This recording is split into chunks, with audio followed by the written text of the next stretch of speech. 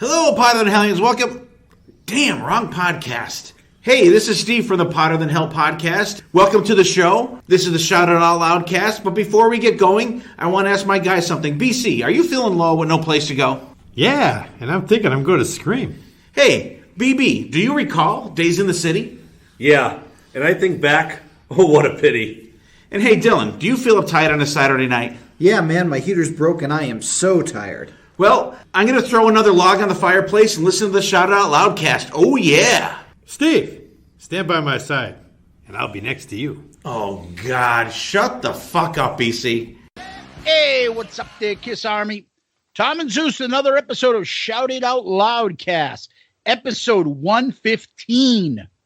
We're calling this one Saint and Sinner. Tom, how you doing? Excellent, my friend. Saint and Sinner. What a great title for an interesting topic. Yeah, exciting times are upon us once again. Yeah, we are kind of going, I don't know, what's the word? We're going to the mattresses, Tom. I like that. I like the reference. Because it's March Madness, and it's Kiss album madness time, and we are overwhelmed with Kiss album talk. It's a fun time for us.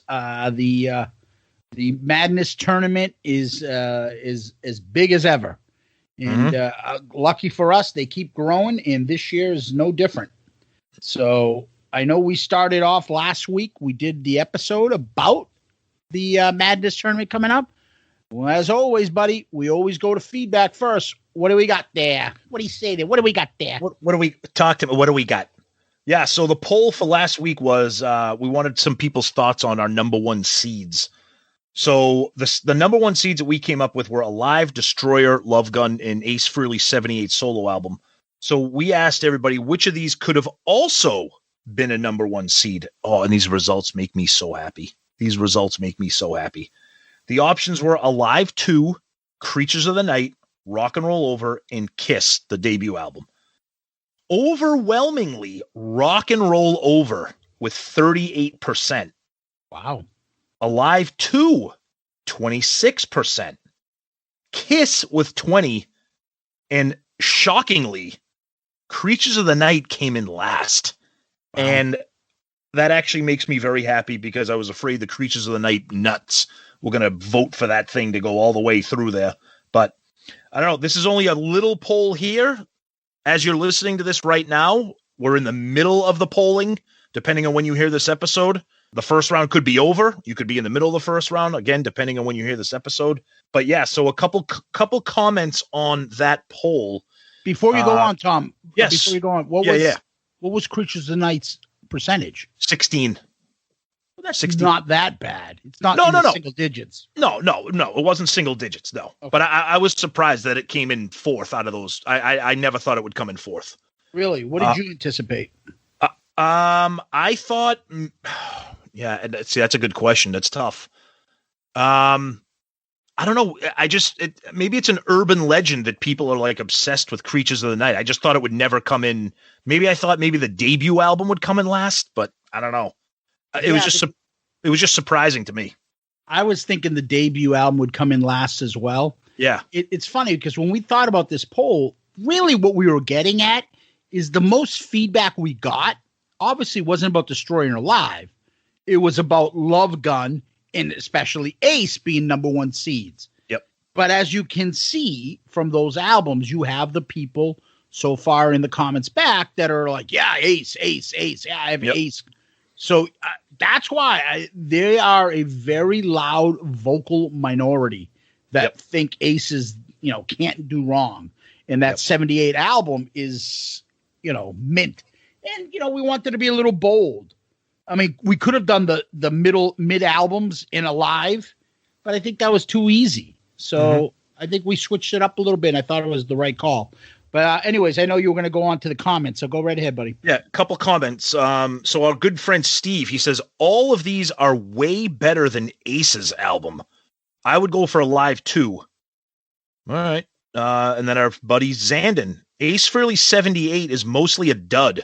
So I find it really hard to take this as a number one seed, but I get your reasoning with the listener reactions. Alive 2 easily trumps this pick. Yeah, it depends on who you talk to. Another urban legend, or maybe not an urban legend, but the love that Ace's solo album gets.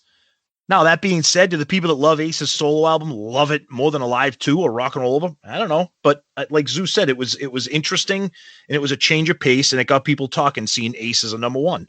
A lot of people chiming in. John Gross, Buddy Deuce saying Rock and Roll Over. Shivo Hellboy, Rock and Roll Over. Rockin' Sports Banker, Rock and Roll Over. Bruno McDonald actually picked Creatures of the Night. So just real quick, if we could if we could take a couple seconds just to talk about these poll results in relation to the actual tournament. So we were talking about this before we started recording. The fact that Rock and Roll Over is generally regarded as maybe some people say destroyer, but I'm saying like the diehard Kiss fans, I think you hear a lot of people say that Rock and Roll Over is their favorite studio album. Obviously, there's a ton of love for Destroyer. I am really interested to see what is going to happen when you put, if as expected, Rock and Roll Over goes up against Alive. And I bring that up because we got a couple other comments. We got some emails and DMs and stuff where people were having a hard time filling out their brackets, comparing studio albums versus live albums and compilations. It was very difficult for people to make that decision. And that's part of the point of this bracket, is to make you choose between Alive and Rock and Roll Over. Yeah. I look at it as we talked about this earlier, like something like double platinum.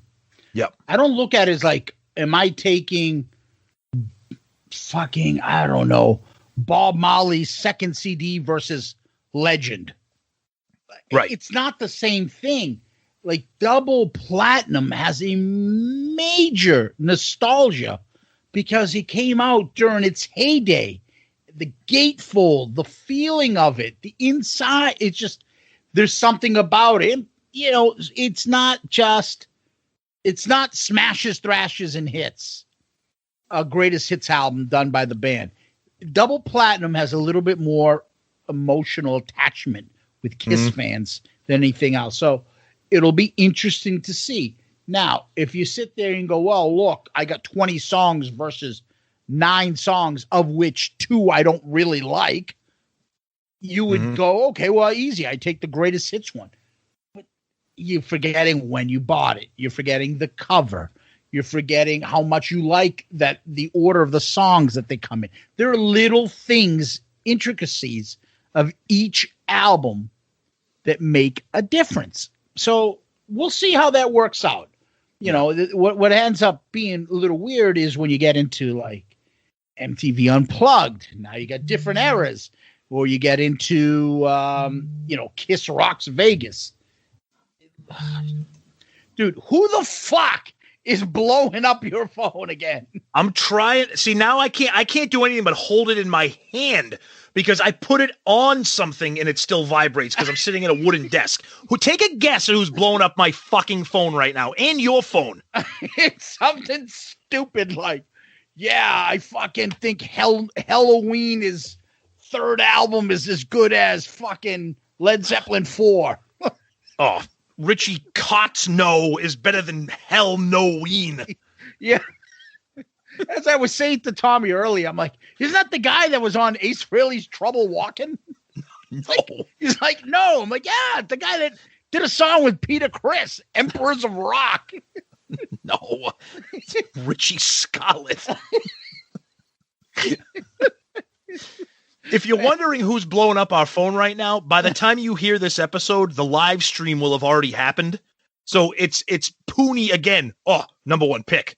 Oh, this is our new number one pick. Like it's typical Pooney. So, yeah. But that being said, so a couple more comments about the episode itself.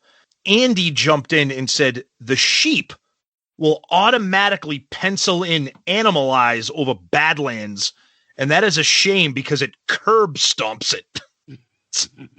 And then our good friend Chris Vickery says, well, I guess I'm a sheep. I got to go with the album I got to see Kiss live for the first time. And he posted a copy of his ticket from 1985 on the Animalize tour. Yeah. So that's a lot of, that's a lot of the opinions here is look, I know we say the word sheep like as a joke, But what happens with these polls is, and we're grateful for that, is you get a lot of people retweeting, commenting, sharing. And we all know when you scroll through Twitter and you see a poll, if it's not your band, sometimes you go with the most popular or most familiar. So I barring anything insane, I think a lot of people can predict, the final 8 or the final 4, maybe even the final 2, who knows? But regardless of that, it's going to be an awesome ride. And I can't believe it's the 3rd year. Our buddy Steve said that. He's like, I cannot believe it's the 3rd time you're doing this. Where is the time gone? Looking forward to this. And then he goes, I'm looking forward to this. And then I'm looking forward to being in a grumpy mood when all my favorites get walloped in the first round. So, we're excited for this. We look forward to this every year, and we just can't wait to see where it goes. It's going to be a good time. Oh, his favorite, Chelsea's going to get knocked out in the first round? Yeah, our buddy Uncle Paulie started his own hashtag there. He'll be the one who votes for Chelsea just to make sure it doesn't get a 0. Yeah. So, all right, over on Facebook, Tom, we had a lot of comments. I'll try to weed out the ones that are just, I picked this, I picked that. Yep. Greg Gould, disappointed to see Ascot 5 didn't make the bracket. Yeah, maybe. Max Lynch, because of this tournament, I went and listened to the ESP album. It's actually pretty good. Favorite track, 20 Flight Rock. If it wasn't for the unfortunate seeding against Rock and Roll Over, it could have done well in a battle. Yeah, no. But he is right. That ESP it's a good album, but it's you're going up against fucking Rock and Roll Over. And he also mentions one problem participating in this, it may cause an aneurysm. You'd be forcing me to choose between Badlands and Dress to Kill at some point. Dude, the Badlands album is getting a lot of love. I'm telling you that right now. Some of these non-Kiss albums people love them. They love them. Yeah. We do too. So Steven Sankston, let's not kid ourselves. Alive wins. And then for the 154th time, how do I print this? And I'm not going to tell you who, because first you get a computer. Holy fuck, guys. Peter Starro says Vinnie Vincent all the way. And then, we got a bunch of people putting their brackets up and comments about this, but I'm not going to bore you guys with reading everybody's comments of who they think they're going to win and stuff like that. So, so that's what we got on Facebook there, Tom. And Tom, I want to read one other emails that we got bombarded. I can't even tell you how many. We got bombarded with brackets and stuff. But I want to read this one email. Okay. This is from Stephen Wood, 2021 Kiss Album Madness Tournament. An entry from your beloved Patreon, Stephen Wood. Absolutely. And thank you for that, Stephen. Hi, guys. Here's my entry for the Kiss Album Madness Tournament 2021. I didn't print it all and fill it in, but decided to use a black text for clarity. We had a few of those, Tom, getting off this. People that went out of their way, printed it, or put some visuals or some animation on it. Some of you guys are really creative. Yep. And then some of you guys can go fucking eat a dick. Oh. And I'm going to say it, Tom. I'm sorry. No, say it, because I agree with you. The people that put the 1, 2, number 4, 6, and then 6 for 7, and you think that I'm going to fucking look to see who your 6th pick is for each bracket, fucking region, I'm not. Congratulations. You go into the pile. We're not checking the scoring. So I hope you win and do well and tell us your score, because I'm not fucking doing all that work. Write the fucking name of the album, you lazy bastards. Yeah. I'm not fucking doing that. I mean, come on. Hey, Zeus, let me show you my final 4. It's 2, 1, 3, 2. Oh, that's great. Yeah. Yeah. It reminds me of, I don't know why. Just lazy and just fucking, hey, do this fucking, hey, shitbag, fucking look these up for yourself.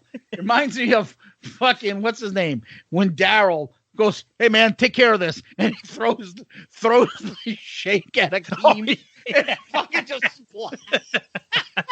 splashes all over him like he's some pissant. Yeah, yes. Right? Yes. Hey, fuckos. Why don't you take care of this? Look up my fucking scoring, the way I rank these. 1, 6, 2, and a 5. What the fuck is that? You want me to write this shit out for you? Fucking do it yourself. Oh, man. I'm sorry. Let me get back to Steve's stuff. I had to go on a rant about that. Do it. All right. This was heaps of fun. And I was surprised that Hotter Than Hell, made it to the end, even though Alive was always going to be a bitch to topple. Some additional observations. I love Ace's Space Invader album, but coming up against Dress to Kill in round 1 just made it impossible for it to progress. Asylum knocked out in round 2. Animalize gone in round 1. Take that, Mr. Pooney. The fact that Double Platinum knocked out Destroyer reminds me of how DP means to me as the first Kiss album I've ever heard. I talk about it all the time. It's the first CD I ever bought, too. Yep. We just talked about that stuff. So glad Paul Stanley won the Ezrin bracket. I do love that album. Ace Frehley solo coming up against Lick It Up was another brutal clash. But as much as I love both albums, Lick It Up progressed by the width of a cigarette paper. Nice. Creatures vs. Lick It Up and Dynasty vs. Unmasked were the most intriguing matchups. Unmasked just beat Dynasty, but needed the first album as I ever bought, Push, to get it through. I'm not sure I've been forced to choose Lick It Up as better than Creatures of the Night, but it's so strong. No duds on it. Gimme More is a great song. That's insane. It's one of the fucking worst ever, but go ahead. I love you, Steven. Thanks for setting this up. I may do another This Is What I Think Will Happen submission, but we'll see. Can't wait to hear all the other feedback and matchup commentary from all the participants. And then he gave us something, the only thing that looks like one of those serial killer fucking police movie thriller blackboards with fucking connecting shit all over the place. No, it looks like the fucking periodic table of Kiss albums. But God bless you. I love the analysis, love the breakdown, and you're one of our favorites. And you, sir, are our comment of the week. Good answer. Good answer. I like the way you think. I'm going to be watching you. 617-422. No, Steven, we love you. And those comments that you had were great. And we love that people who submitted brackets, especially via email, because there's some privacy there. They're not public comments like on Twitter and Facebook. But a lot of people, they enjoy, like, not only filling out the brackets, but analyzing it, you know, like a real March Madness tournament. Like, oh, you know what? I love Double Platinum. It was my first album, you know, tough matchup here. You know, I'll be honest with you. I mean, as of the time of this recording, Wednesday night, I have not filled out my bracket because I can't do it. Like, I'm looking at some of these matchups just visually and I can't even do it. I'll get one done, but I don't want to do it. I haven't done mine either. Yep. So you're not far from it. Yep. All right. So before we move on, we want to give a quick shout out to all our Patreon subscribers. Thank you so much for supporting our podcast. We greatly appreciate it. Patreon is a place where you guys can help us out in some of the endeavors that we try to achieve here, growing the podcast, moving on up, and for us to try to give you the best listening experience you guys can have. We greatly appreciate your support. We thank you tremendously. If anybody's interested in Patreon, they find us on patreon.com, or you can use the app Patreon and find us in the creator. You just search for us and you put it in, or you can look in the episode notes of the podcast, look in Patreon, take a look, see if that's something that interests you, and help out. So, Tom, anything else? No, just a heartfelt thanks every week to all of our Patreon subscribers, our Patreon family. It's a great place. We do a lot of things with them, polls, interaction. We let them make some, little decisions involving the show, some things that we might post on social media. So, and there's other perks too. And if you're interested in those, you can check those out on our Patreon page.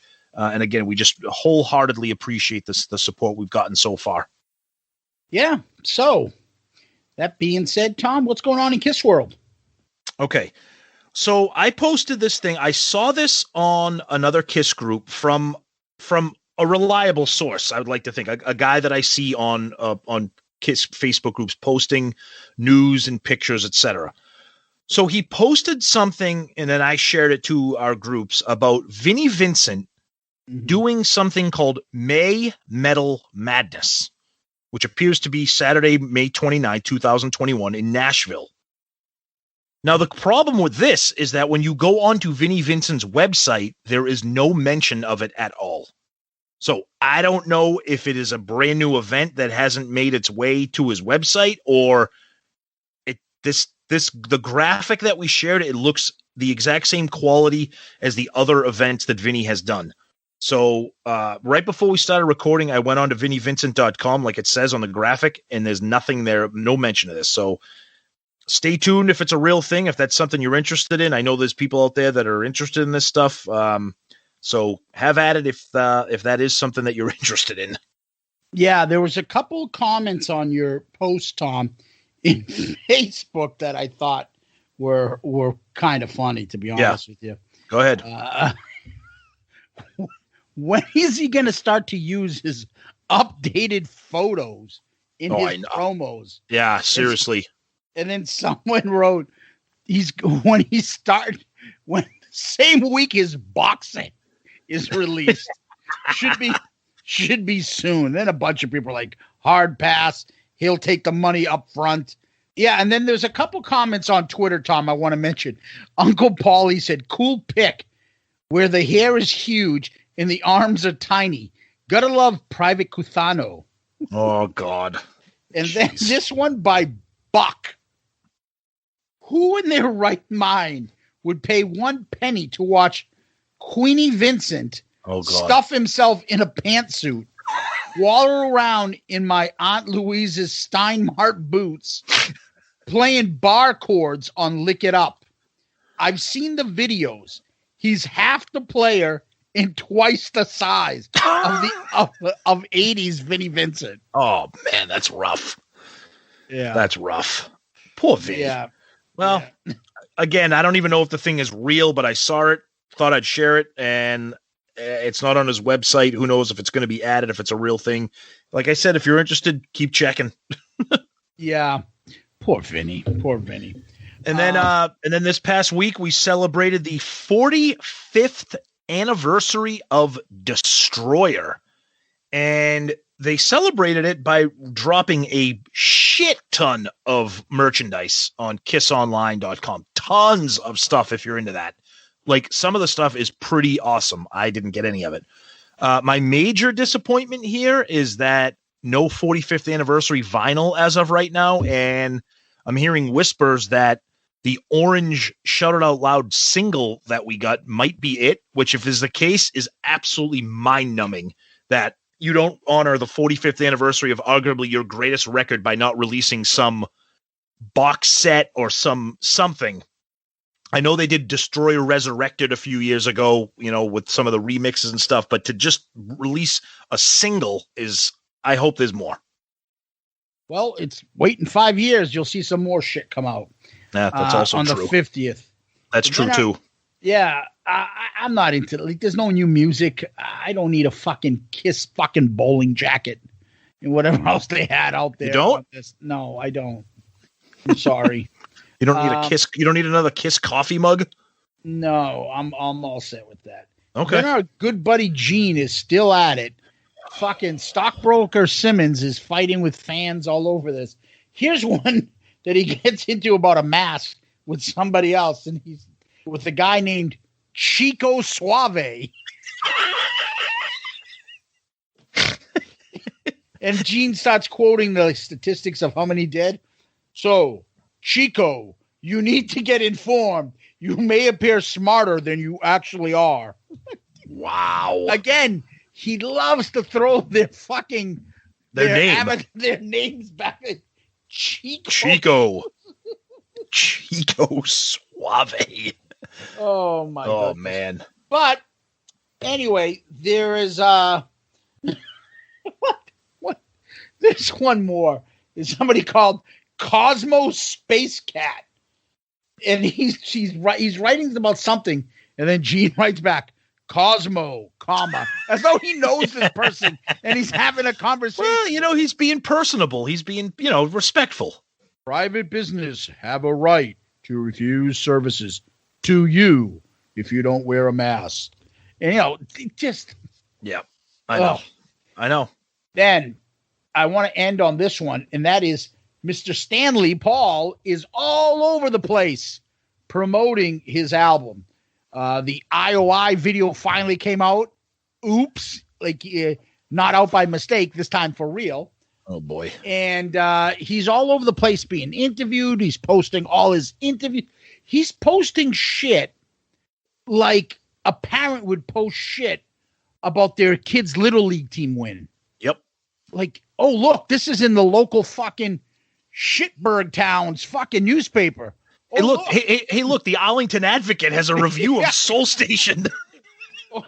or the Stonehill Summit has an article about my son's fucking softball team. Hey, look, our friend Hermie did a fucking report on the fucking album. Well, it's a good Motown record, Well, my head is the size of fucking the Empire State Building. That kid had a huge head. That kid's head was enormous. There's literally going to be one person who knows what we're talking about right now, and that is Murph. But Hermie's head was enormous. He was the inspiration for Herman's head. Yeah. But his name wasn't Hermie. It was JP. But someone who kept saying to him in college that he sounded like he looked like the fucking dentist guy from Rudolph. Hermie. Yeah. So the poor kid, we've been out of college for 25 years, and people call him Hermie. Yeah. And he's like a journalist. He's like a sports reporter, and we're calling him Hermie. Yeah, and his head was so big, it was almost like you would lose track, and you'd be like, falling forward, falling back, falling. Oh, his head was huge. But anyways, why are we such assholes? What the fuck? Anyways, the other thing that I want to make a note of is that Paul posted an interview that he just had with Rolling Stone magazine. So, yes, that Rolling Stone magazine. And he writes, a really terrific interview. I think you'll enjoy. Dude, Rolling Stone magazine, have you not been blasting them for like 40 years? But somebody gave you the time of day for your side project. And if you read like the thing, it's just, I did find some of it interesting that they were trying to find stuff in previous Kiss songs. Like, where did you get your inspiration, this and that? And he mentions, and he brings up the callback in Shout It Out Loud. Okay. Think you're gonna find it. Think you're gonna find. So he's trying to say that's like the Four Tops influence. I can hear you, whatever, but I'm sure more than other people did. The Four Tops did that, but I get his point. And then he was talking about I Was Made for Loving You. So I enjoyed that he was the Kiss part of it. And he talks about he thinks he can tour with Soul Station, but maybe not with Kiss. And they'll wait, and they will continue their tour. He's basically advocating, saying, yeah, we're definitely going to tour and finish it, but not right now in the way the conditions are. And he just, the usual conversations about when it's safe, when will it be safe, and things like that. But the interview's not bad. I'll give it credit, but it's just full of the same hypocrisy that we've been talking about for the pandemic. And Pandemic Paul stuck his head out. And he did it again. They asked him this question. You saw Otis Redding in concert. What do you remember about that experience? Oh, God. Oh, and here we go. Well, music really shaped my life. I saw Solomon Burke, too, when he was Brother Solomon Burke. Who? And whether it was hearing Beethoven as a child, or Verdi, or Puccini, or going down to the Gaslight in the Village to see Dave Van Ronk, or seeing the Yardbirds with Jimmy Page. Like, Dude, you wrote Bang Bang You. Fucking relax. Jesus Christ. When I listen to this one, it has to do with how something affects you emotionally. When I heard Nissan Dorma the first time, I got chills. I had no idea what the lyrics meant, but the music had such a great effect. What? I don't even know what he's talking about. Am I that dumb? I don't even know what he's talking about. Oh. Well, one of the things that you brought up in that interview that I think is interesting, and of course, anytime Paul speaks, it annoys the fuck out of me, so I just extrapolate it even more. I like how he made it a point to think that Kiss won't be touring anytime soon, but Soul Station will. Soul Station will be out there. You know, we play small clubs, small venues, not big arenas and sheds and stadiums, you know, like Kiss. Soul Station will be around. You can get your tickets for Soul Station. Kiss, I wouldn't plan on that, but I'll be around. Like, dude, why do you have to phrase it like that? Because, again, you see things the way you want to see them. You hear things the way you want to hear them. When I hear that, it's another method of pushing Kiss over here and putting Soul Station up here. Nissan Dorma is a Pavarotti tune, Tom. Oh, I drive a Nissan. Is that the same thing or no? So, but go figure that he's telling Rolling Stone that he got moved emotionally by Pavarotti.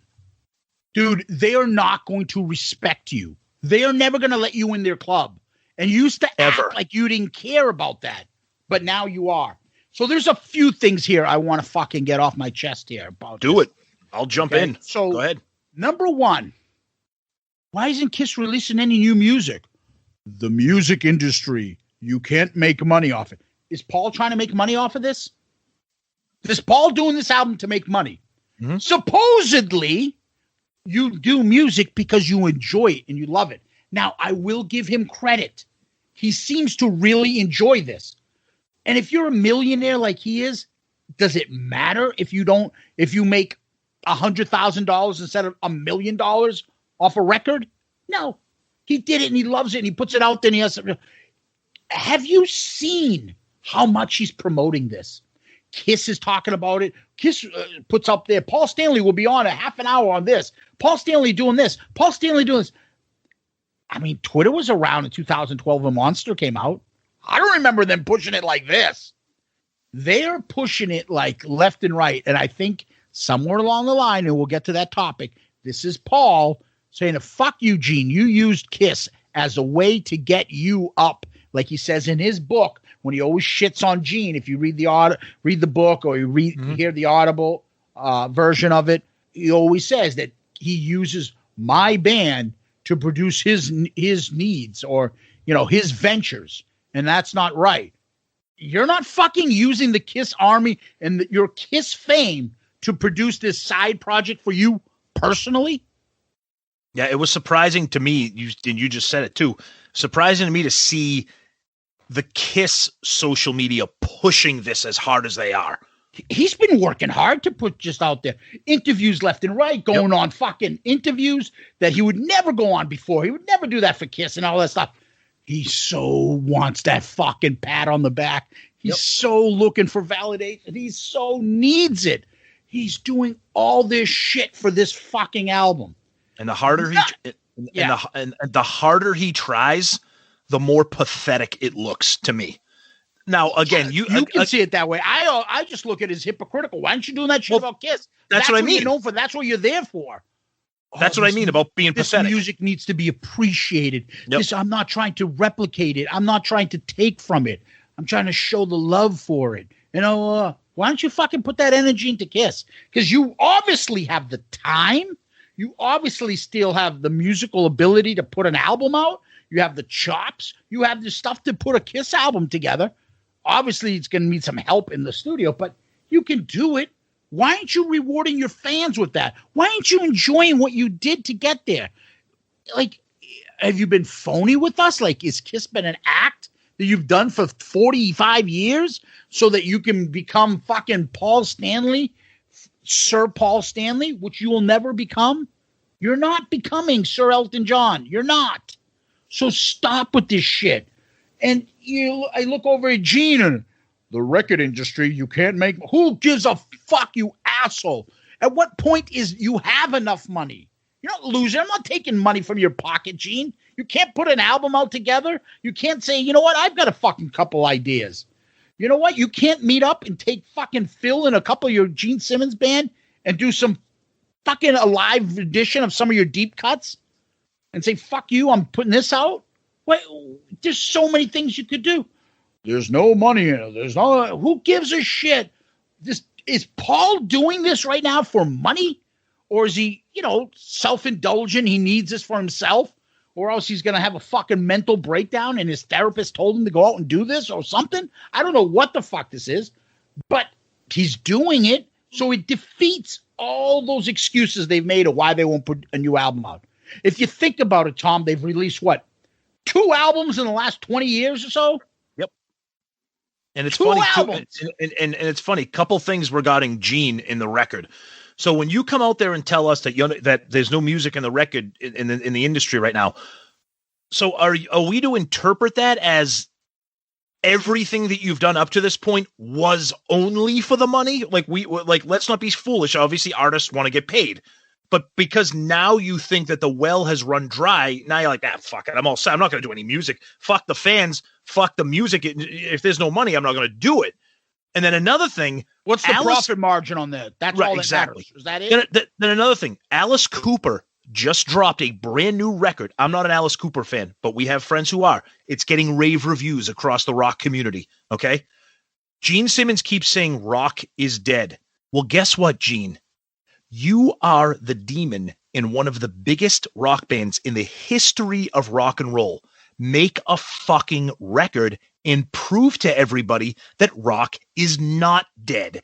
Instead of lying down and saying it's dead, prove to everybody that it's not. You haven't made an album in fucking almost 10 years, and it sucked when you made it. Okay? Come back and do something kick-ass. Like you said, even a Gene Simmons album. You did Asshole. That was a mess, but you could do something. You have a band. Do something. Do something. And as far as Paul's concerned, there is plenty of time to write and record new material with Kiss. We've been saying this since the pandemic started and he was baptized Pandemic Paul. He doesn't care about the band anymore. He doesn't. He's trying to erase that memory from everybody, which is why he's doing things with Rolling Stone, which is why he's referencing these obscure artists that no one knows who they are. And he knows that no one knows who they are, but it elevates him. It makes him sound, like you've said before, the Renaissance man, an educated musician. Sir Paul Stanley. And that's what he wants. Yeah. And it's garbage. It's complete garbage. Yep. Who amongst the band is promoting the actually music of Kiss? And right now, if you're going to tell me that AC/DC didn't just drop an album as well, and it got rave reviews as well, it's a pandemic. People are dying for new music. Yep. Right now, wouldn't have a Kiss album could probably shoot to number 1, something they've never had. It would before. Enough because Kiss fans want the hard copy. They're not downloading shit. Yep. You release it the right time, it would sell and could be a number 1 fucking album the first time in your career. AC/DC, like you said, Alice Cooper. I know I'm forgetting a bunch of other big bands have released albums during this time. They could do it. It's just a matter of what's the profit margin of us doing it? It's like, is everything have to be about that? Is it always about that? It's an insult to all of us when you only put it in those terms. What am I making? I can't make money off an album. Which is why they celebrate the 45th anniversary of Destroyer by slapping the logo on about 50 different items, from t-shirts to hats to belt buckles to fucking bomber jackets to all this shit. Yeah. No music, no nothing, because they know people are going to buy it, and that's their profit margin. Why do we need to make music when we can just celebrate the anniversary of our albums every year and just throw out new stuff? That's what they're going to do, and they're going to continue to do it. Yeah, I'm sure you want to buy a fucking Lenny and Squiggy fucking jacket that with the Destroyer logo on the back, right? Yep. Yeah, I know. It's beyond frustrating between the two of them. And, Paul's all gung-ho. He's got all this energy behind this stuff. I seriously wonder if Gene is 100% behind this or he's rolling his eyes. We haven't even hit on the same thing that we've talked about in the past, which is the hypocrisy of doing an R&B album. Oh, jeez. We'll save it. We will save that because there'll be an opportunity in the future to spend much more time with this. So if you know what I mean. Yeah. So just another bit of news, if we can move on, and it kind of is related to the touring aspect. Norwegian Cruise Lines announced that all cruises are suspended until at least the end of June. Now, I also shared something on social media where I don't know if it was Royal Caribbean or if it was Norwegian. It was one of the cruise line CEOs who made a statement during an interview that, in his opinion, the cruise industry might be shut down through 2023, not 2022, 2023. Now, that sounds insane to me, but what do I know? I'm not in the industry. I'm not a cruise guy. I don't know. I guess the reason I'm getting to this is, and I know, Zeus, you jumped in and said, be positive, be positive. I'm begging and praying because it's the first time we've decided to go on the Kiss cruise.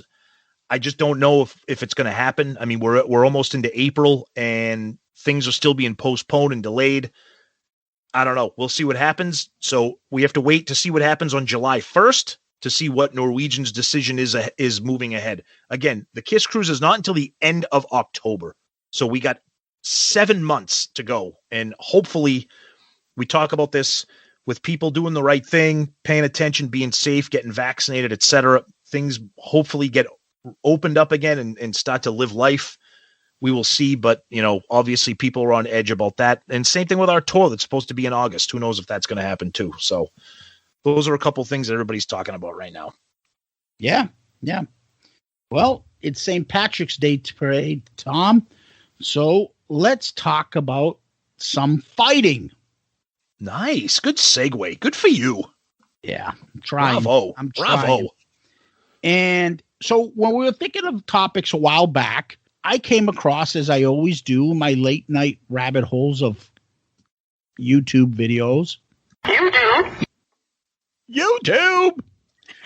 I came across, and it's a clip of basically Tom and Gene.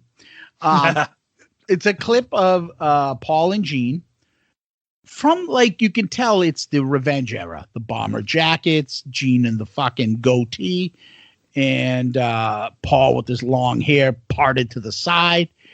You can tell it's that era. So apparently this was an interview. It was done December 12th, 1993. It was prior to their appearance on Dick Clark's New Year's Eve, 94. So before the production, they did a quick interview. So we have a clip of it. It's 7 minutes long. Before we really get into everything, I'm going to just play it for you guys, have you guys hear it and hear the context of what we're going to talk about, because I think it would be helpful. So without further ado, here it is. Okay, remember these are going to be for either one of you two, whoever wants to answer, okay? Let me know, let's do it. Waiting for speed.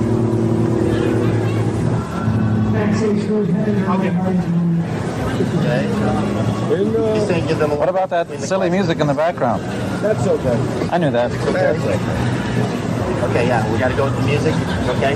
If you can turn it off, I'd love to, but that's in the part. It's a part thing, okay? Let's just go. Okay, here we go. Stand by. And we're watching you no matter what. You know, I'm going to try your way, Dave. You're going to be walking around me. So I want you to be looking at me. No looking. Okay, I'm going to stand back here, and I'll yell it out. And he'll walk in front of me. Hold on 1 second. We got one little problem video-wise. Yeah, there's two ugly guys in front of the camera. We got some video problem. Okay? Speeding. Let's go. All right, here we go. Okay, guys. What was the wildest personal appearance you've ever made? Do me a favor, one thing. If I ask a question, if you're going to respond, try to include the question in the answer. Everyone on the walkie, please turn them off. Everyone on the walkie, please. What was the wildest personal appearance you've ever made? What was the wildest personal appearance? Probably the wildest thing that ever happened to us was going to Brazil. And most of the time when we traveled around the world, people have told us how big we are in the countries. But when we got to Brazil, we did shows in stadiums, the biggest being 200,000 people. The smallest, which was the intimate show, we did 65,000 people. So it was pretty humbling to have military in front of you with guard dogs and be led in a military procession. It was pretty much the wildest thing that's happened to us. What's the strangest request you've ever received from a fan? The strangest request was having to do with a baby and a lady who didn't mind if I gave her one. That was pretty strange. Oh, boy. I declined. What's the most unusual gift you've ever received?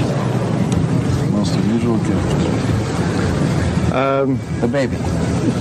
Yeah, the imaginary baby.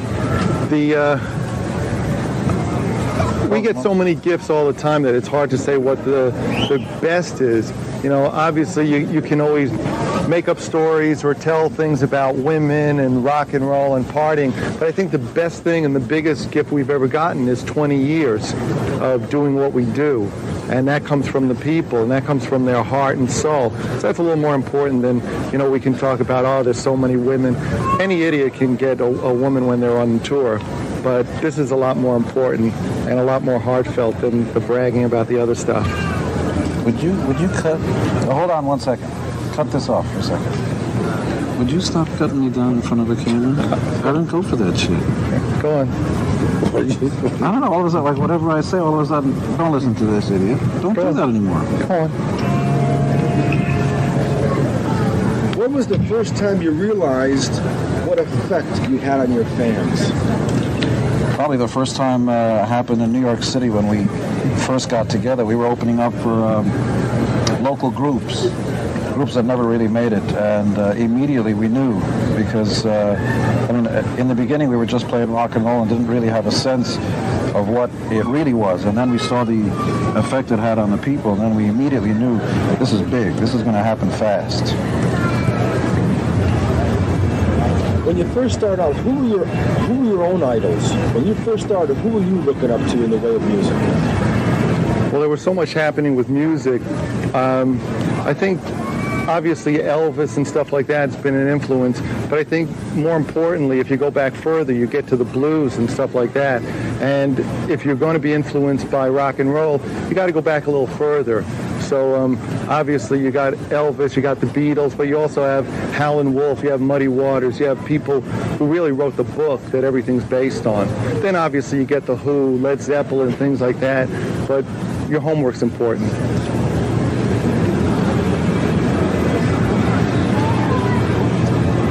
Did you ever have your clothes stolen? I gave my clothes willingly. They didn't have to be stolen. Every once in a while the trucks would wind up in the wrong city, whatever, but it doesn't really matter. You get up on stage and do the show anyway with whatever you're wearing. But, in the beginning when we were doing 6-7 days a week of touring consistently, sometimes the truck would veer off and wind up in Timbuktu. It doesn't matter, though. What are your fan letters like? Our fan letters are typical of any other band. We get letters from women, we get all that kind of stuff, but we also get stuff about how we've influenced people, how they wouldn't be doing what they're doing now if it hadn't been for us. We get letters from, you name it, from lawyers, from doctors, and these aren't ones who are sending bills either. So it really runs the gamut. Do fans ever try to meet you in devious ways? Yeah, you will meet members of your family that you never knew existed. You'll meet brothers, sisters that you never knew you had. And in fact, one show I actually had a security guy standing in front of me with a guy, a teenage guy, who was saying, "It's Bob. It's your brother, Bob." I don't have any brother, Bob. How many hours a week do you devote to creating music? I think music is something that is in your blood. And even when you're not playing and even when you're not writing, you're kind of like building up a reservoir of stuff to write about. I don't really work by the clock. The reason I got into music in the first place was so that I wouldn't have to punch a clock. This is something that can happen any hour of the day or night. It's really, you're on call 24 hours a day for inspiration, however it comes. Have your fans ever got past your security, and if so, what happened? It happens. It happens a lot, in fact. And our security have standing orders to treat them as nicely as they can, because without our fans, we wouldn't be here. And it's not just a phrase we throw around. And as you can tell, the fans are right here. There's no big deal. I mean, we respect them, and they respect us. And adulation is one thing, but being mistreated is another. It's not a problem. Do you have any airport stories? Anything memorable ever happened in an airport?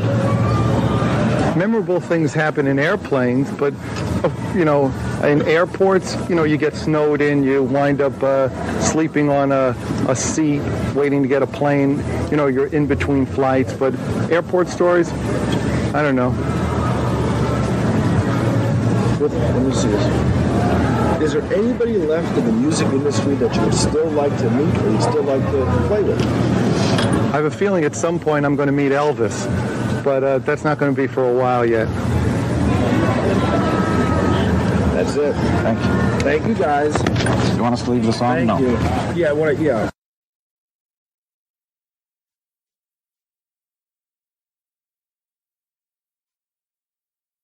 And we're back. Okay, we're back.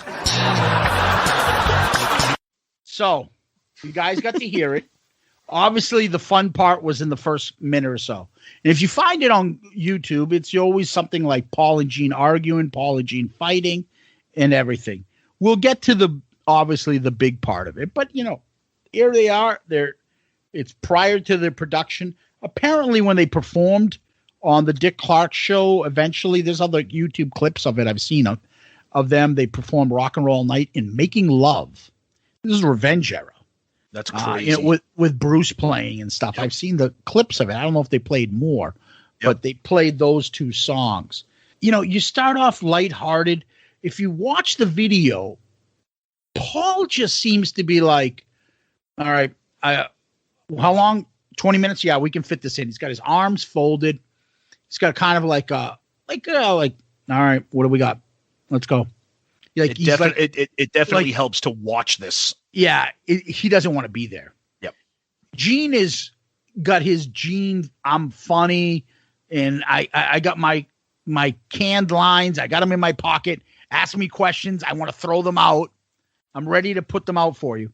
So, before they even start, the guy says, oh, yeah, we have a problem with the video here. Yeah, the video is, not working or something like that. And then Paul, which I could not believe, Paul says, yeah, because we got two ugly guys in front of the camera. Like, self-deprecating. I couldn't believe it. Paul's making fun of himself and Gene. He would never do that now.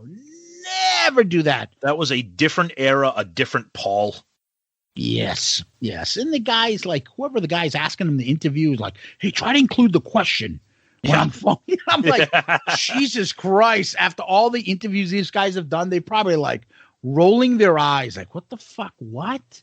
Yep. And Paul really still the same, arms folded and everything. And they ask questions. It's like they're trying to get the most salacious answers. The guy's not helping. He's not saying, so when you first came off that album, what kind of music were you trying to live? Were you trying to expand your horizons? When you went from, Love Gun to Dynasty, like, it's nothing like that. It's not even about the music. Yeah. What's the wildest thing that's ever happened? Yeah. You put that guy's asking Gene to come up with this shit. That's what they want.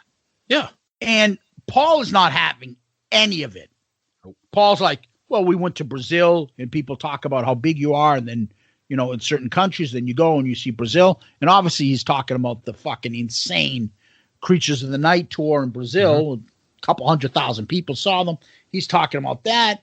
And then, but, Gene is like hamming it up. The question's like strangest request. And Gene talks about a woman and a baby. And she wants me to give her one. And Paul's just like, oh boy. But that's exactly what the interviewer wants, though. That's why he's phrasing those questions. You know, and especially he knows that Gene's going to give him what he wants, and he did.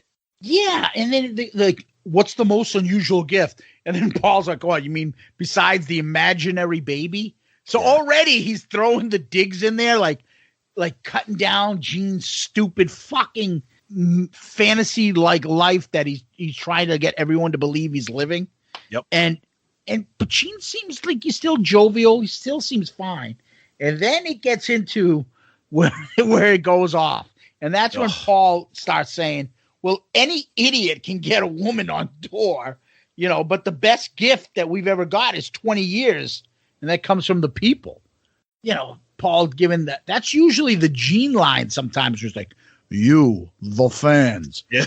We listen. When the fans talk, we listen. Oh, yep. Okay. But that's when it was. And the bragging and about the other stuff. And then Gene, I don't even think it was that bad, Tom. I'm going to be honest with you. I don't even think it was that bad. Go ahead. Because when he says anybody, idiot can get a baby or whatever, or get a girl on stage on tour. And Gene, like, jokingly puts his hand up like, me, I'm the idiot. Yeah, I can do it. Yep. And then, you know, bragging about the other stuff. Then something happened with Gene out of nowhere. It just flicked up. And he's like, hold on. Would you stop cutting me down in front of the camera? I don't go for that shit. Yep. And Paul, arms folded, not moving, not budging. It's like, go on. Like, okay, all right, enough. Go on, finish up. He's telling the guy, finish up. And he's telling Gene, go on, go back to your spot. Go, doggy. Go. Sit over there. You know. Oh, shit. During that bit right there, that was the most punchable face I've ever seen Paul Stanley make. And I'll tell you right now, the love that Gene must have for him on a professional level must have superseded the fact that he wanted to knock his fucking teeth out. Because again, you have to see the video. I don't even think it was that bad. But then he turns around to him and he says, like, would you stop cutting me down? I don't go for that shit. And he's like, whatever you say, it's like, I say, don't listen to this idiot.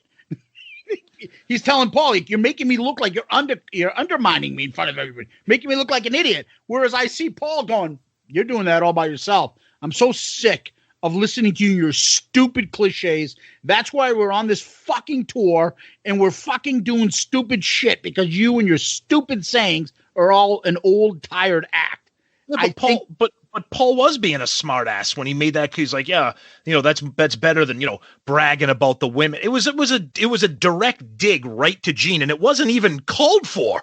Like, Gene wasn't even bragging about women. He made like a joke based on the question that was asked about the whole baby thing, and Paul just finds a way to just like he was making like this general dig, and Gene was and you know something must have happened either earlier in the interview that we didn't see, or maybe earlier in that day, because Gene was like, whoa, wait, stop. And like you said, why are you cutting me down in front of the cameras? Every time these guys say something, you're like, oh, look at this asshole over here. So you could tell that something was brewing. And of course, Paul's face, yep, keep going, keep going. Yeah, twice he was like, go on. Yeah. I don't go for that shit. I don't know. For me, I've never seen that. I'd seen that a while back. I shouldn't say it. For me, I remember seeing that clip somewhere along the way, and I ran into it again recently. And I'm like, I want to talk about this when we get a chance, because we're not doing the history of Paul and Gene's friendship. Obviously, we know because you see it in both of their books and stuff. Well, more so in Paul. Gene really doesn't. Gene doesn't really cut Paul down ever. Nope. No. When he has a chance, he will be very polite about somebody. Just like, think about it, when the Rock and Roll Hall of Fame, he fucking pulls up and says these kind words about Peter, or he says these kind words about Ace. Yeah, but with Paul will throw jabs out at Gene constantly. And in his book, he talks about there were times that fucking he hated him. And people have said along the years, you know, there were times that those guys just did not talk. Obviously, this is one of their weakest points in their friendship at this time. Mm-hmm. They look like they can't stand one another right now. And I think it's two guys in two different places in their lives. I think Paul has been busting his ass. This is revenge. They just put everything out there, and as good as that album is, it's not doing much. And Gene still thinks everything's a joke, still doing his jokes and his gimmick and shit like that. I think Paul got tired of it, and he's tired of the Gene act. Whereas Gene is like, well, what's the matter? I always do this. Why is this bothering you now? Yep. Kind of that shit. There's a couple different aspects of it. So when we decided to call this episode Saint and Sinner, which we're not telling you who's who. Exactly. I will tell you, there's this clip that I put up, and there's a shorter clip. I would say 90% of the people commenting supported Paul.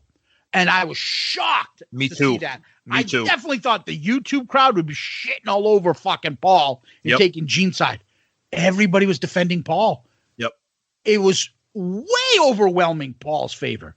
Like, he must be so sick and tired of Gene. Gene's such a fucking asshole. Good for Paul for putting him in his place. Good for Paul showing that he's the real fucking boss. He shut Gene up and Gene went back to his place. That's what a lot of people were saying. I still think good on Gene that, like, in the middle of the interview, he knows the camera's rolling. Turns to him, he's like, right to his face. Right to his face. He turned his body again. That shit. Yeah. He didn't just turn his head and look to him. He turned his body and got body to body, front to front, and was like, "What the fuck, dude?" Like, yeah, I think that this has happened before, and I believe Paul probably knows what's he gonna do. He ain't gonna do shit. Fuck off. And another thing too, maybe, and again, obviously we don't know. We're looking into things. So this is the revenge tour. And let's not forget, that album was put on the map originally because of a Gene single, a Gene video. Then you had Domino. You had a lot of Gene.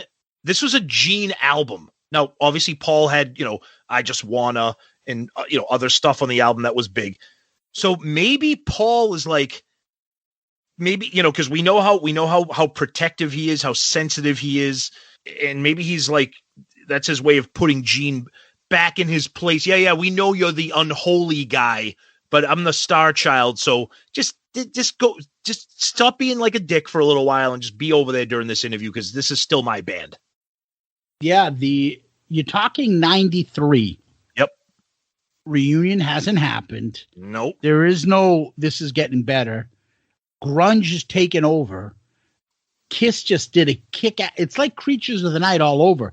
Yes. They just put out an album that people are like, holy shit, this is awesome, but it's not doing anything. Right. And Paul and Gene must have some tension. What is wrong? What had happened? What's going on? How do we fix this? And whereas I can see Gene being like not stressing out about shit. Yeah, having a good time. And Paul being like, dude, can you fucking like grow up a little bit here? This is when Paul was still answering questions like Paul Stanley would. Yes. But if you listen a little further past the interview with the argument, there's other stuff. Paul throws out, what kind of letters do you get from fans? Lawyers. Yes. Doctors. Oh, I love it. I love that. Somebody, then he asked him, have you ever had your clothes stolen? Yeah, what is that? And then Paul answers and says, well, I've had, say, my clothes given willingly. So you just threw out something like that. Thank you. Yep. Right? And that's okay when you do it, because later on they ask him about, what about fans in airports? And even Paul's like, what? Like, this question? He's like, well, memorable things happen in an airplane, like wink, wink. But that's exactly, our flights getting delayed. So think of the questions that have been asked so far too. What has happened in an airplane? What have the fans done? Have fans gotten past security to see you? What's the wildest thing that's ever happened? These are questions right up the demon's fucking alley. They're fucking questions put on a tee for Gene to use that shtick and hit it out. Maybe, this is an organic conversation we're having here, Tom. So a lot of this thought, I'm just throwing this out there because we're discussing this now. Go for it. Maybe this is the kind of shit Paul's annoyed with at this point. Like, can we fucking talk about the music? Like, here we are. We got an album out. We're doing this. This guy's asking a stupid Gene shit. Gene's buddies with this guy because his Dick Clark and production's problem. He's probably fucking annoyed with the guy because he looks like he's annoyed with the guy in his questions too. Yep. Not just Gene. And then Gene gets all these fucking softball Gene type questions that he loves. And he's probably annoyed, and he should probably be like, hey, partner, help me out here. Steer it to the band and get away from the stupid fucking groupie talk we're talking about.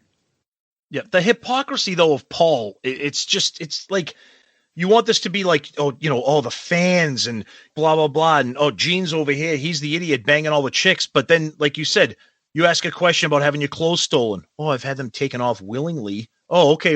Have you had any problems in an airport?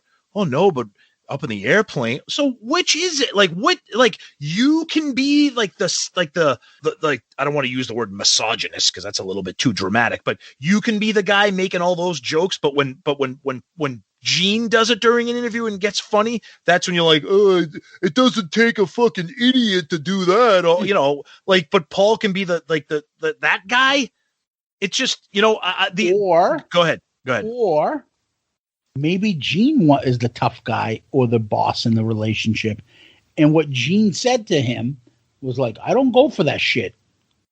Paul started playing along with it and started doing it too. Maybe Paul's reaction was the reaction of someone that's kind of a little bit scared of Gene. Being like, exactly. okay. Maybe he went along with it. Yeah. And then he started answering questions in the same manner, thinking like the other part will get edited out. Could be. Nobody will see the part where they're fighting. Yeah. And then he's adding those corny type answers as well. Remember, this is 93 going into 94. Right. Grunge is in its golden days right now. Yep. Nobody wants to hear about rock stars with big fancy stuff and banging chicks. That's not happening right now. Right. So and at this time, Paul is fucking annoyed and he's just like, can we talk about fucking music? This is not helping us. Yeah, and at this time, like you said, it was early, so there was there was no talk of any conventions. There was no talk of this was revenge era. We just put this album out. We think it's great. It's not selling great. The tour isn't doing great. They're probably like, why the fuck are we being interviewed by these people asking us these dumbass questions that have nothing to do about the music? What is that all about? It's funny when I was thinking about this when I was watching the video and we were talking about this episode. It just kind of. And again, you already said it, but we're not going to spend a lot of time talking about the broad spectrum of the Paul and Gene relationship. Yep. But this clip here, it kind of reminded me of the analogy I came up with, and I don't know how. I told you earlier, I went for a run today. Whenever I'm running, I always think of dumb shit, especially on the day of recording. I always think of stuff. You know that cliche that you see in movies and TVs, whenever a cop gets shot and the bullet is in his back or something, and they can't remove the bullet because if they remove the bullet, it could kill him or it could paralyze him. So the guy it's close to his spine. Right. Yeah. So I think Paul and Gene are each other's bullets in the back. They can't, they want to remove it, but they know that without each other, they'll die.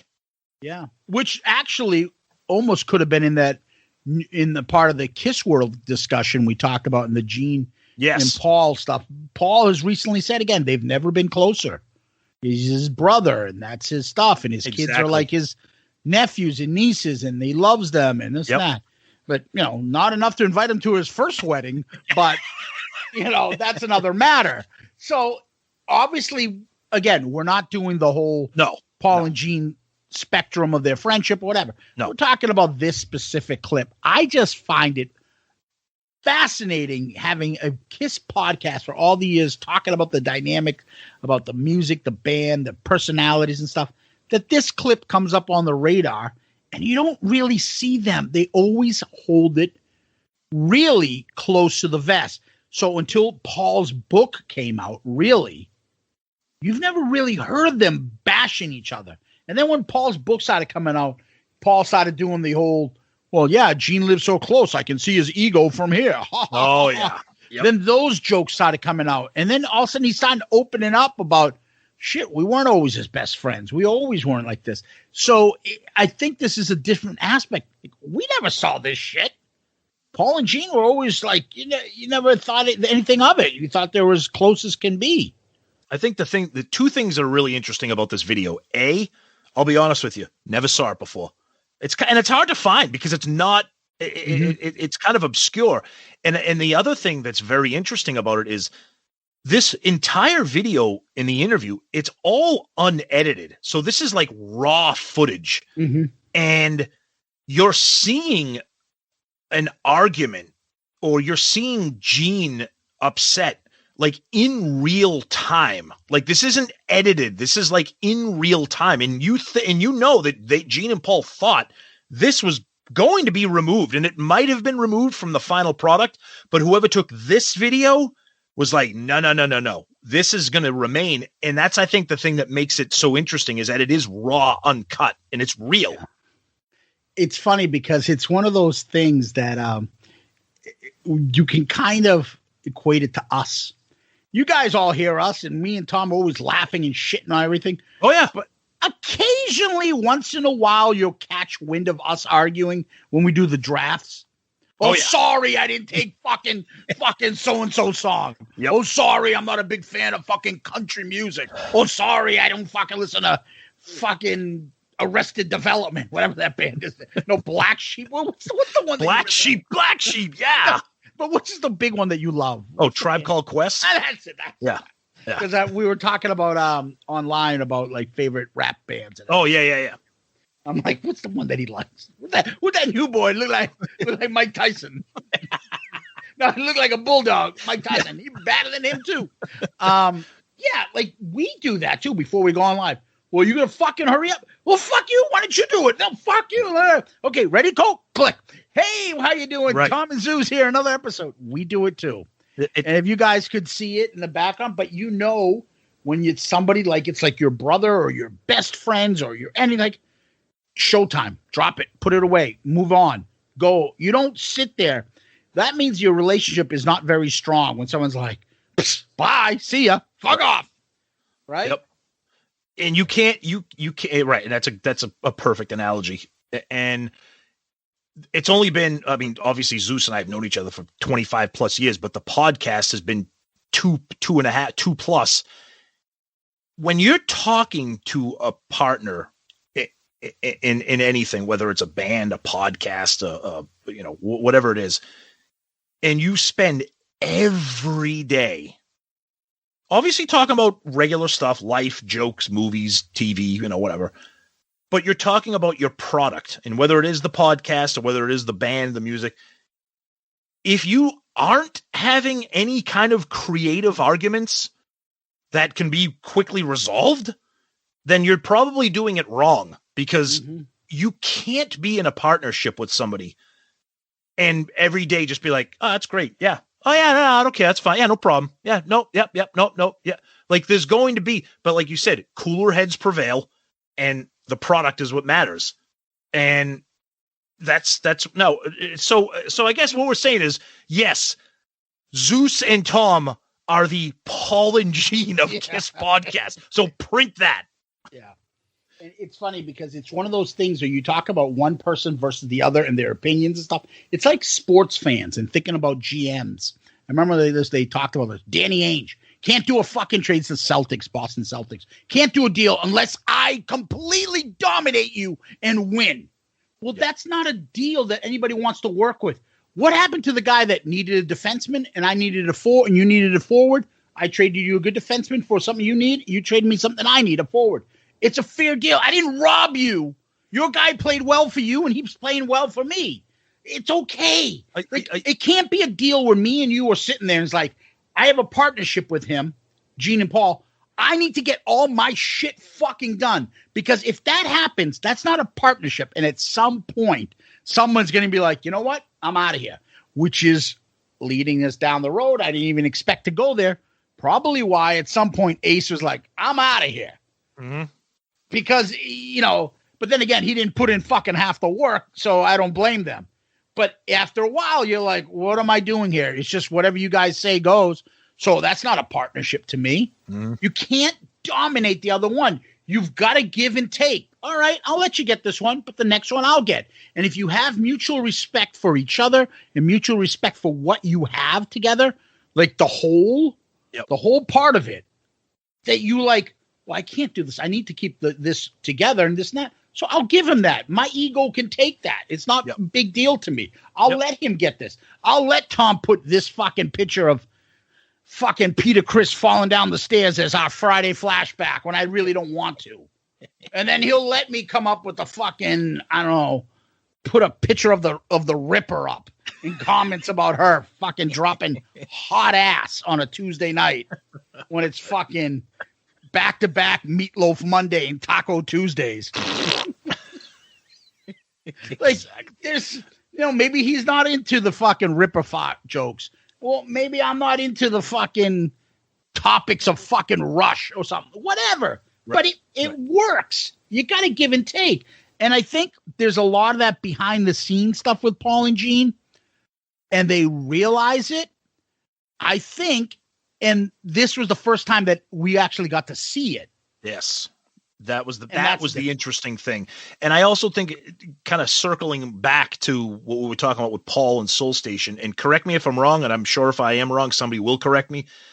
Of all the reporting and press we've seen, I don't recall, and I know you kind of hinted maybe this is when we were talking about, I don't recall seeing one word out of Gene about his opinions on Soul Station.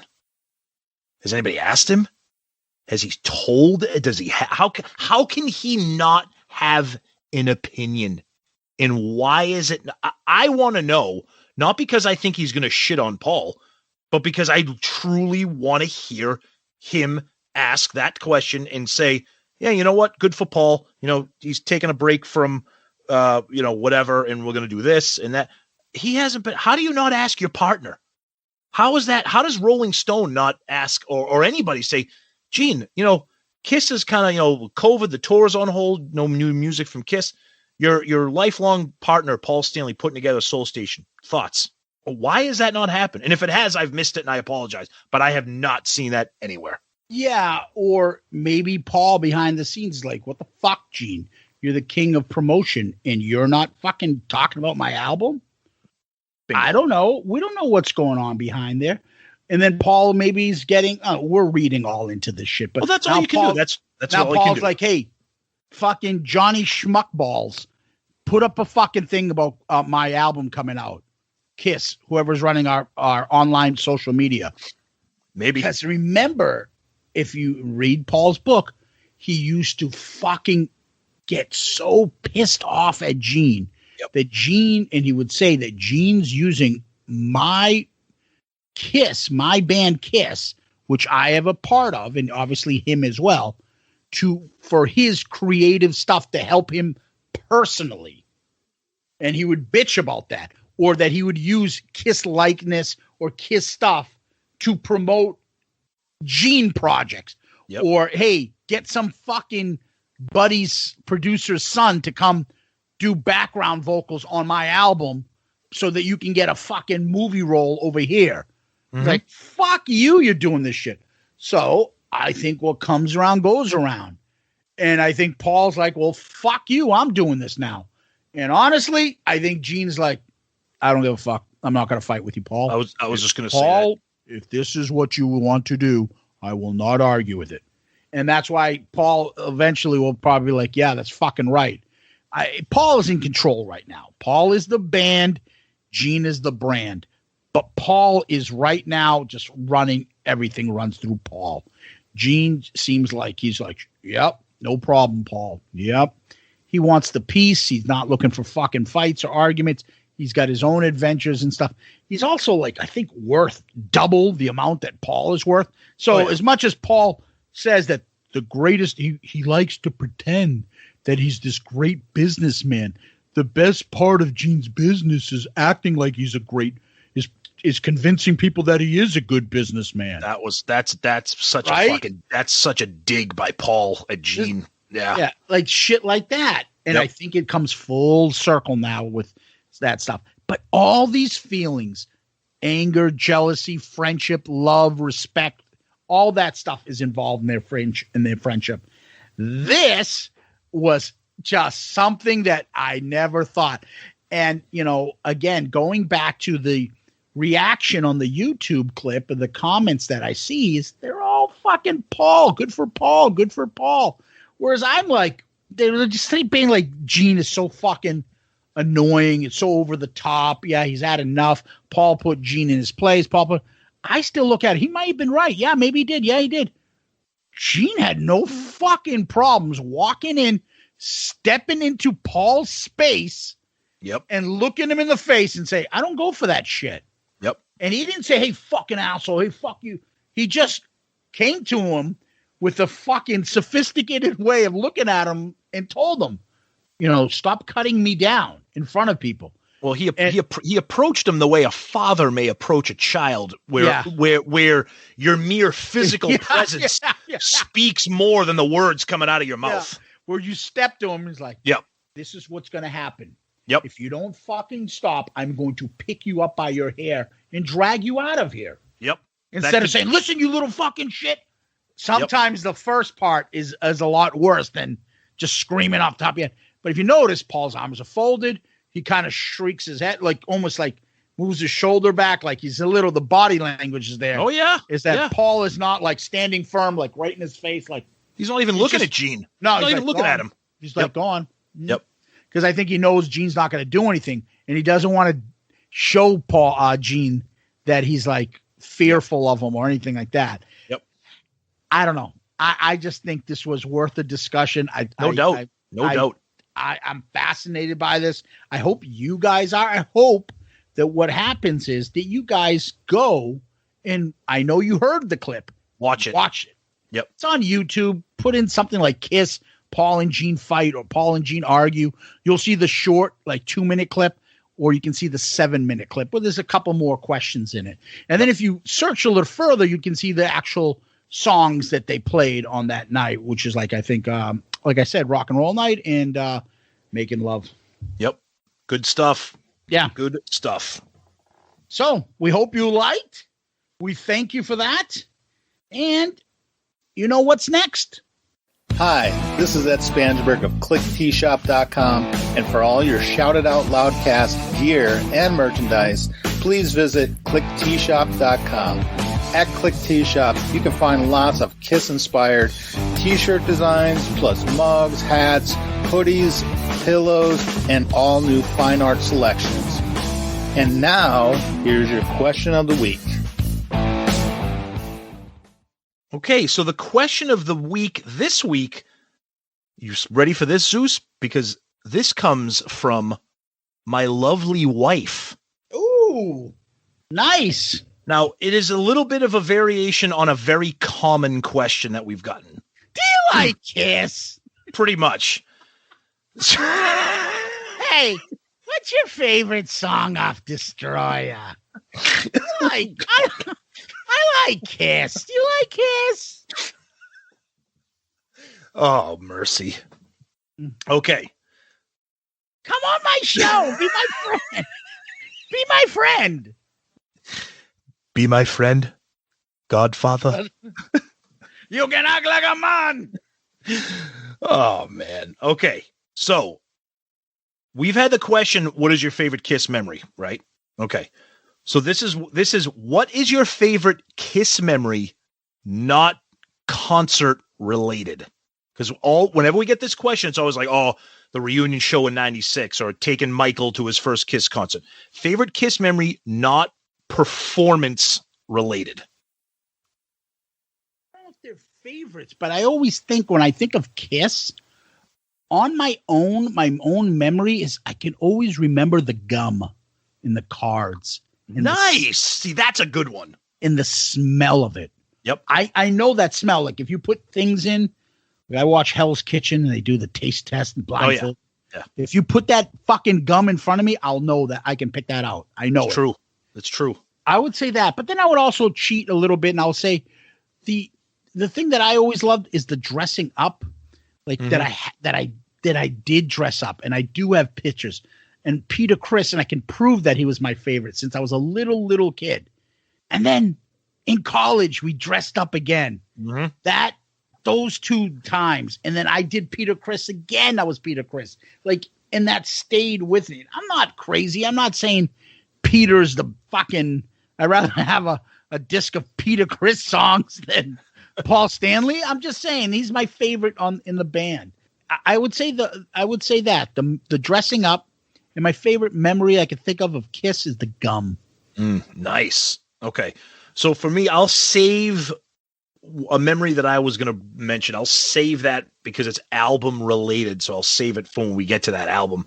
Okay. But for me, I would probably say the fact that we were young when Kiss was at their peak, and the excitement of new Kiss material, whether it was like Phantom of the Park or, oh, wow, Dynasty's coming out, or what's music from the Elder? Oh, this is new. I don't know. Like just that anticipation, that excitement of the peak of the band that we love, being young, impressionable kids. And it was like experiencing like Santa, Christmas, and your birthday all at once when you knew something new was coming out. And I would say for me, the peak of that was just like the premiere of like when Kiss Meets the Phantom of the Park was like announced, and just being like, this is unbelievable. I'm not just seeing pictures of the band I love. I'm seeing them like on stage. Like I'm seeing them like talk and walk and do something. And I know everybody has a different memory, but to be young, like a kid, and see that is just a priceless piece of history, I guess, for us. And we could probably spend an entire episode on this, but I like talking about memories like that. So yeah, I'll give props to my beautiful bride for a good question like that. Yeah, great job, Bridge. Yes. Yeah. Yeah. Yes. So, and thanks, Bridge, for the question. And again, I want to give another special thank you to Mr. Ed Spangenberg of Click Tea Shop for, if you guys see, we're obviously in the middle. Well, I wouldn't say the middle, the beginning of the March Album Madness tournament. And you guys can see the nice gifts that he put up for the grand prize winner. So if you see those things, Ed generously donated that stuff. We appreciate Ed. Go take a look at his webpage. ClickTeeshop.com. ClickTeeshop.com. He's got some awesome, great things that just came in. And amongst them is that demon pin thing that he just has there. Oh, you got awesome. The Space Bear stickers. Cool new little things that he just added. Yep. Take a look. Go to his webpage and give Ed some love. He deserves it. He's a great guy, and we appreciate him sponsoring this tournament for the third year in a row. We really think that this year's is the best one we're going to have so far. So, Tom, where can people find us? Okay, so as you guys probably already know, the best place is probably our email, which is shoutitoutloudcast@gmail.com, shoutitoutloudcast@gmail.com. Send us those emails. We read them on the air. We love the interaction, the feedback, and of course, social media is probably the best. Twitter, Facebook, Instagram. We have the great Facebook group, Shout It Out Loudcasters. That group is just growing daily. People jumping into that group. And we're very interactive and responsive, as you guys know, on all of our social media. And obviously, the polls are going to be kicking into gear. We can't wait to get that going. Of course, our show is part of the great Pantheon podcast network of shows, which keeps growing also every day. Tons of new shows with all different genres and aspects of rock, music, pop, country, folk, you name it, it's there. We're proud of that, and we're on all the big podcast platforms that you can think of, Apple, Spotify, etc.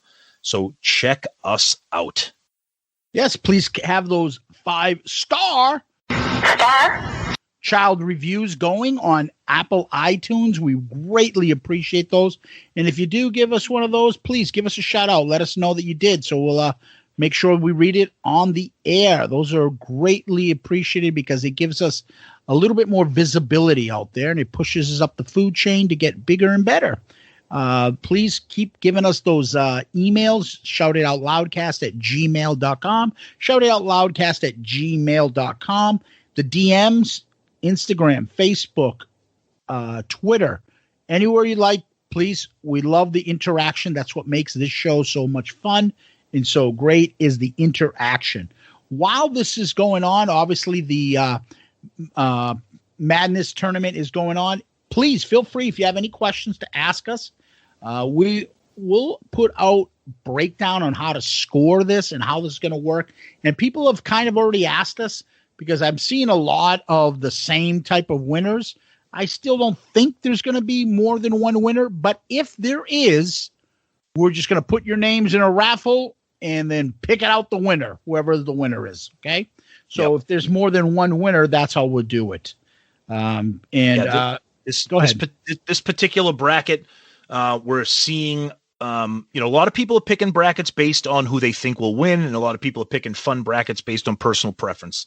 And that's up to you. You decide. This is for fun. You do what you want. And Zeus mentioned a lot of people, unlike our song tournaments in the past, a lot of people are picking similar Final Fours and similar champions. We kind of talked about this at the very beginning of the episode. I think this tournament's going to be won and lost on those early rounds, on those second and third round matchups that are going to be very, very difficult. But like Zeus said, in the event that there are a tie between multiple contestants, we are going to put names into a hat and we will pull it out and we will let you guys know. Hopefully it doesn't come to that because we would like to crown a definitive winner, but we will let you guys know as the tournament progresses. Yeah, and please, again, stay interactive. The way that we have a lot more fun is by you guys posting stuff, retweeting stuff, and commenting. That stuff is the best. That's our favorite part of running this podcast. So in the end, Tom, we always go to famous last words. You got any? I do. And you do. I do.